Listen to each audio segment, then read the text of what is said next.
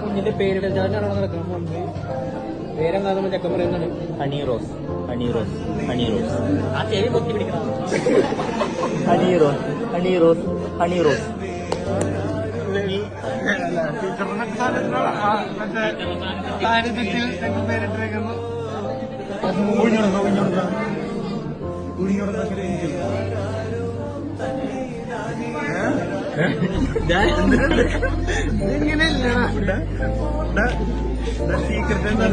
ആട്ടുതൊട്ടിൽ കൂട്ടിനുള്ളിൽ കൺമണിയേ, ചിപ്പിയുള്ളിൽ മുത്തുപോലെൻ പൊന്മകളേ,